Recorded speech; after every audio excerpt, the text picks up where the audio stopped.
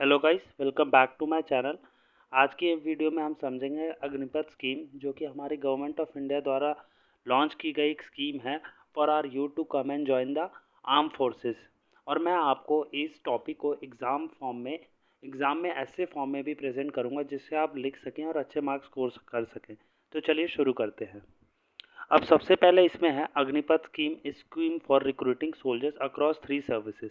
मतलब ये स्कीम जो है हमारी जो यूथ को रिक्रूटमेंट करेगी वो तीनों आर्म फोर्सेस के लिए करेगी, जो कि है आर्मी, नेवी और air force.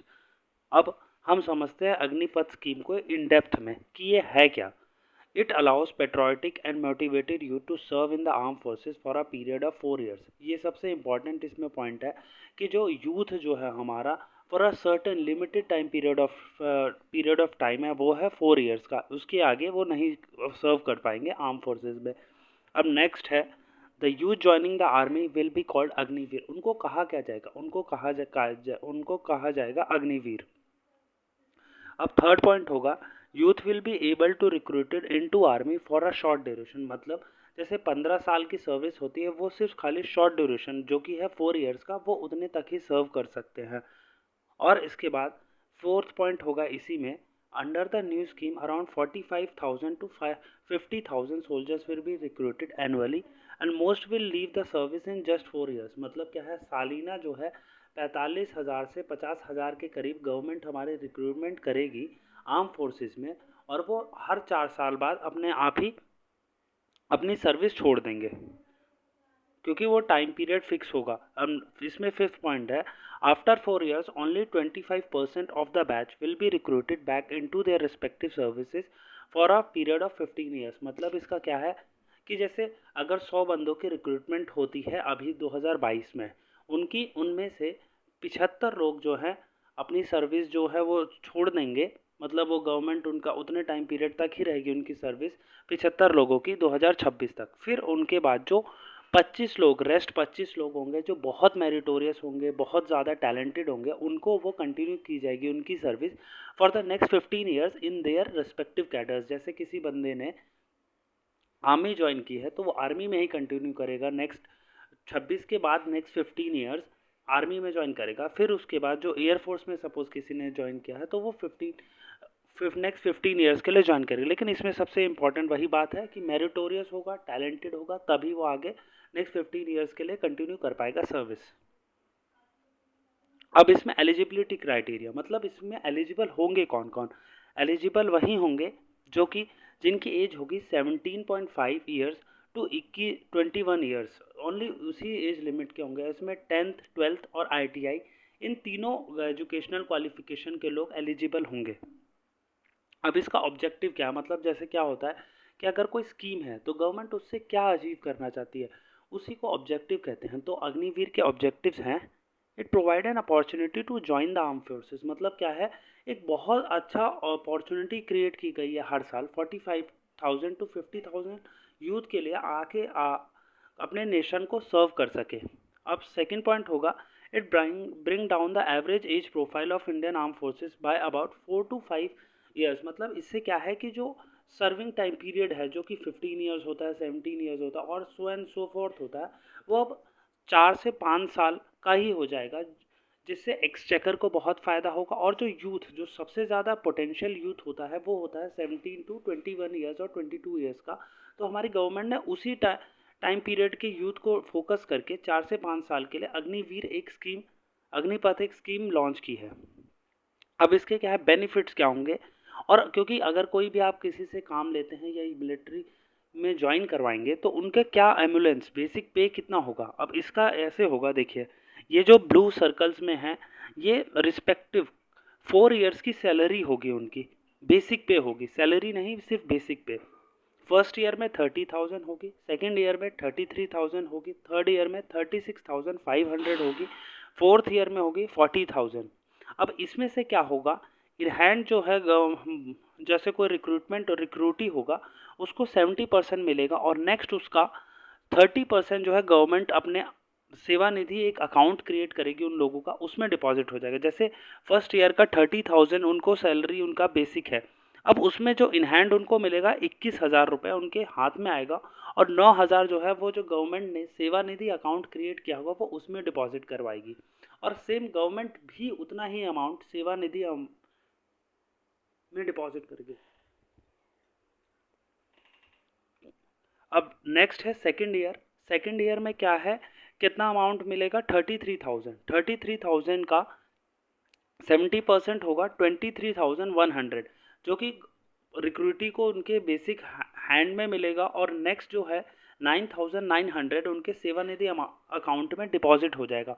Same government 9,900 amount उनके अकाउंट में डिपॉजिट करेगी। तो बेसिकली दो अमाउंट जाएंगे सेवानिधि अकाउंट में, एक गवर्नमेंट का कंट्रीब्यूशन और एक रिक्रूटी का कंट्रीब्यूशन, जो कि उनके बेसिक पे का 30% होगा। अब थर्ड ईयर में होगा 36,500। अब उसका 70% होगा 25,580 रुपीज़, जो कि इन हैंड सैलरी होगी थर्ड ईयर के लिए। Third year means per month होगी, इसमें ये मत सोचिएगा कि पूरे साल की इतनी ही सैलरी, पर मंथ आपकी 25,580 रुपीज़ पर मंथ। और नेक्स्ट 30% जो रिक्रूटी का है, वो रिक्रूटी का बेसिक पे का सैलरी होगी 10,950, वो सेवानिधि अकाउंट में डिपॉजिट कर दी जाएगी। अब नेक्स्ट है फोर्थ ईयर। फोर्थ ईयर में इनकी सैलरी बेसिक पे होगा 40,000 पर मंथ। अब उसका 70% होगा 28,000, वो की रिक्रूटी के इन हैंड में सैलरी जाएगी, और उसके बाद 12,000 जो है सेवानिधि अकाउंट जो क्रिएट किया है गवर्नमेंट ने पर मंथ, वो उसमें डिपॉजिट होता रहेगा।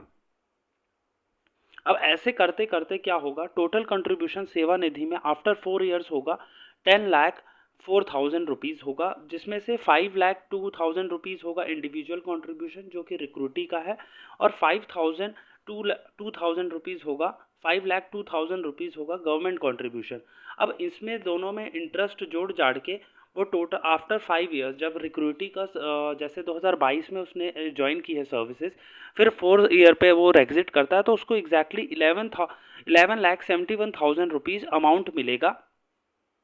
और उसके बाद सेकंड इसमें बेनिफिट आएगा, they will also get a ₹48 lakh life insurance cover for the 4 years. मतलब वो 4 ईयर्स में जो उसकी सर्विस होगी उसमें उसको लाइफ इंश्योरेंस मिलेगा 48 लाख का, और in case of death the pay out will be ₹1 crore. मतलब अगर उस सर्विस में उसकी खुदा न खास्ता वो शहीद हो जाता है तो उसको 1 करोड़ का कंपनसेशन, मतलब उसकी फैमिली को एक इंश्योरेंस मिलेगा 1 करोड़ का।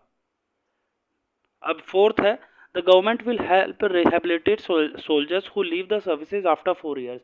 तो गवर्नमेंट क्या है, ऐसे सपोज किसी बंदे ने 4 साल हमारे नेशन को सर्व किया एज अ सोल्जर, तो उसको government after completion of 4 years उसको कहीं ना कहीं सेटल करने में गवर्नमेंट उसकी मदद करेगी, चाहे वो सेंट्रलाइज आर्म फोर्सेज हों, पैरामिलिट्री फोर्सेज हों, और आसाम राइफल्स हों, इन सब में। और सिक्स्थ इससे क्या होगा कि it will provide skill certificates and bridge courses. मतलब एक जब वो 4 साल किसी सर्विस में ज्वाइन करके रखेंगे तो उनको स्किल इनकलकेट हो जाएंगे, जो कि उनके फ्यूचर में उनको वेरियस फील्ड्स में जाने में एक अपर हैंड प्रोवाइड कराएगा जब वो जॉब करेंगे। अब इसमें क्या है, हर चीज़ का कोई ना कोई प्लस एंड माइनस पॉइंट्स होते हैं। इसमें कुछ कंसर्न्स भी हैं लोगों के। कंसर्न्स हैं कि it will be difficult to find another job, क्योंकि क्या है कि 17 से 21 साल में क्या होता है, आप एजुकेशनल क्वालिफिकेशन गेन करते हैं, कोई स्किल सीखते हैं, बट उन 4 साल में वो बंदे नेशन को सर्व कर रहे होंगे, और वो एडिशनल कोई जैसे बीटेक या फिर बी फार्मा या फिर ऐसे कोई कोर्सेज नहीं कर रहे होंगे। तो उस 4 साल में क्या होगा, उस 4 साल के बाद, और इनको जब जिस दिन से ज्वाइन करेंगे वो नेक्स्ट 4 ईयर्स तक हमेशा डर सताता रहेगा कि क्या हम उस 25% में, जो कि गवर्नमेंट ने नहीं, मैंने स्टार्टिंग में बताया था कि आपको एक 25% का स्लॉट होगा जो बहुत मेरिटोरियस होंगे, वो आर्म फोर्सेज में कंटिन्यू कर पाएंगे। जो अगर वो रेस्ट 75% में आए तो उन लोगों का क्या होगा, ऐसा कोई एश्योरेंस गवर्नमेंट ने एज सच जो स्ट्रॉन्ग एश्योरेंस है वो नहीं दिया है। और नेक्स्ट है नो पेंशन बेनिफिट, मतलब वो 4 साल के बाद पेंशन के लिए इंटाइटल नहीं होंगे, वो एक नॉर्मल रिक्रूटी की तरह होंगे जो कहीं ना कहीं आर्म पैरामिलिट्री फोर्सेस को ज्वाइन कर सकते हैं, वो भी तब जब वो बहुत मेरिटोरियस होंगे या फिर वो क्रैक कर पाते हैं तभी। अब ट्रेनिंग में रिमेन अनयूटिलाइज्ड, इसका थर्ड रिलेटेड कंसर्न है। मतलब ज़रूरी नहीं कि वो फिर वो नॉर्मल फील्ड में आए तो उनको कोई डे टू डे लाइफ में वो स्किल्स नहीं हेल्पफुल होंगे कि गन चलाना या फिर टैंक चलाना, ये सब उनके लिए कोई हेल्पफुल का कोई चीज़ नहीं रह नहीं जाएगी।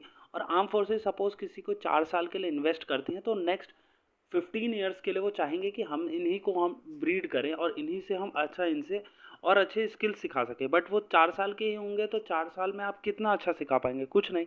तो इसलिए कहीं ना कहीं ये भी कंसर्न है कि उनकी ट्रेनिंग अनयूटिलाइज ना रह जाए। अब है सिग्निफिकेंस एंड वे फॉरवर्ड, मतलब हर चीज़ का पॉजिटिव एंड नेगेटिव होता है। इसका पॉजिटिव ये है कि फ्यूचर रेडी सोल्जर्स, मतलब जैसे इसराइल में आपको पता ही होगा, वहाँ सबको एक कंपलसरी आपको मिलिट्री ट्रेनिंग करनी होती है। वैसे एक हमारे लिए एक तरह से यूथ जो अनएम्प्लॉयड है या फिर जो बहुत ज़्यादा पेट्रोटिक हैं, उनके लिए एक बहुत अच्छा फ्यूचर रेडी सोल्जर्स रहेंगे कि in the time of war everyone will be equipped to fight against the enemies nation. फिर उसके बाद सेकंड पॉइंट है मोर एम्प्लॉयमेंट अपॉर्चुनिटीज़, मतलब आप ये समझिए 46,000 से 50,000 लोगों को एक एम्प्लॉयमेंट जनरेट करना, वो भी फिक्स। और गवर्नमेंट एक सबसे प्रीमियम क्लास सर्विस मानी जाती है आर्म फोर्सेस की, उसमें किसी को जॉब मिलना बहुत बड़ी चीज़ होगी और एम्प्लॉयमेंट अपॉर्चुनिटीज़ क्रिएट होंगी। अब नेक्स्ट है हायर स्किल्ड वर्क फोर्स, क्योंकि क्या होगा कि जब कोई बंदा आर्म फोर्सेस को ज्वाइन करता है वो उसमें एक डिसिप्लिन, पेट्रोटिज्म और सिंसियरिटी, ये सब चीज़ें आ जाती हैं। तो वो चीज़ें उसके कहीं ना कहीं उसको work as a skill workforce उसको प्रेजेंट करेंगी उसके पर्टिकुलर फील्ड में।